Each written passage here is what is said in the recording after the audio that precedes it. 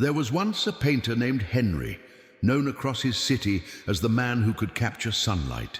His paintings shimmered with such life that people swore they could feel the warmth of the dawn in his brushstrokes. Collectors fought for his work. Galleries waited months to exhibit his next masterpiece.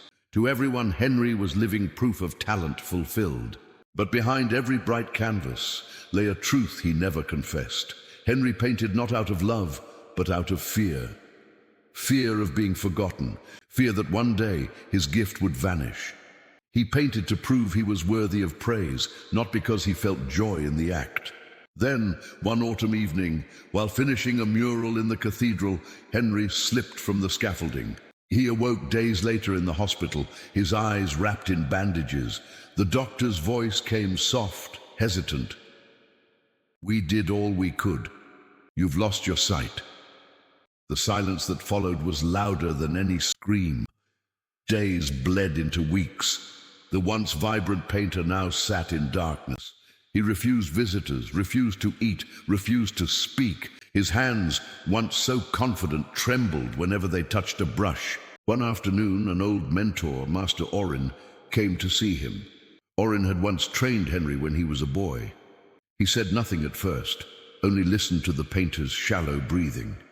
Finally, Henry muttered, "It's over. A painter without eyes is a joke."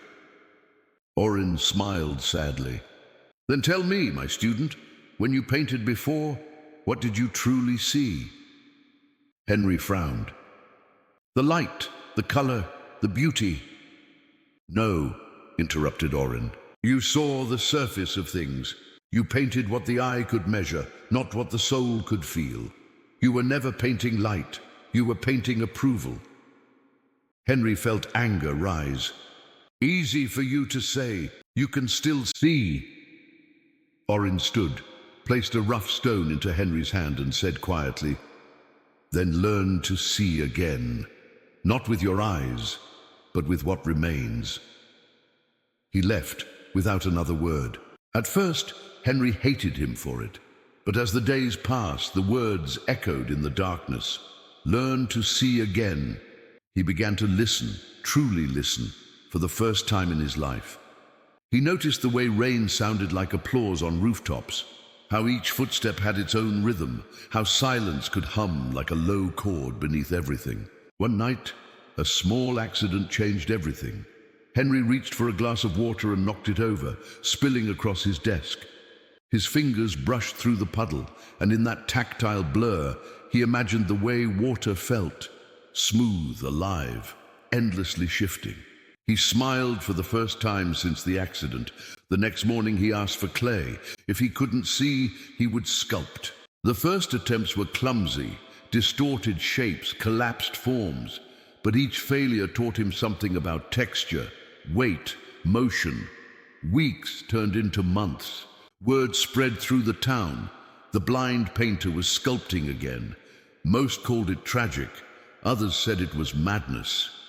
But Orin visited quietly every week, never commenting, only watching. One day, Orin placed a small lump of cold clay in Henry's hand. "Today," he said, "sculpt yourself." Henry hesitated. "I don't even remember my face." Orin replied, "Then sculpt what you feel when you think of you." For hours, Henry worked, fingers tracing invisible lines, shaping the air itself. He felt the weight of regret in his jawline, the quiet strength in his hands, the exhaustion behind his smile. Every memory, every failure, every fear took form beneath his fingertips. When he finally stopped, he asked softly, "What does it look like?" Orin's voice trembled. "It looks alive, as if it's breathing." The sculpture wasn't beautiful in the traditional sense. It was raw, imperfect, yet profoundly human. It captured something no painting ever had, the truth of a man who had finally met himself. The next day, Orin guided Henry to the town square. Without telling him, he unveiled the sculpture to the public. The crowd stood silent, not out of politeness but awe. Some wept, others bowed their heads. When Henry heard the murmurs, "It feels alive," It's like it knows us. He realized something. They weren't seeing him. They were seeing themselves reflected in his honesty. That night, Oren visited once more. "You understand now," he said. "You never lost your vision. You only lost your vanity." Henry laughed quietly. "I used to believe failure stole my purpose, but it only stripped away the noise." From that day forward, he taught blind children to sculpt, not because he sought to create artists, but because he wanted them to feel truth with their hands. His story spread far beyond his city. People began calling him the seer without eyes. Years later, before his death, a student asked him, "Master, do you ever wish you could see again?" Henry smiled. His milky eyes turned toward the sunlight he could no longer witness. "I already do," he said. "But now I see the parts that light can't touch." Every one of us has known a moment like Henry's fall. A sudden darkness that steals what we thought defined us. A lost job, a broken relationship, a dream that collapsed. We call it failure. But what if failure isn't the end of sight, only the end of illusion? Henry lost his eyes, yet found a deeper way to perceive. His tragedy became his teacher. The absence of vision forced him inward, where clarity had been waiting all along. You see, when life blindsides us, it doesn't take our worth away. It simply removes the distractions that kept us from recognizing it. The world tells us to chase success, to prove, to achieve, to win. But success built on fear is a fragile sculpture. The first fall will shatter it. True success, the kind that survives loss, comes when you stop painting for applause and start creating from awareness. Henry didn't gain wisdom after the pain ended. He discovered it through the pain. That is the unseen gift inside every failure. It strips us of everything false until only truth remains. So if you're standing in the middle of your own darkness right now, the dream that broke, the path that vanished, don't rush to escape it. Sit with it. Listen to what silence is trying to say. The lesson you need is not hiding in the light. It's being whispered in the dark.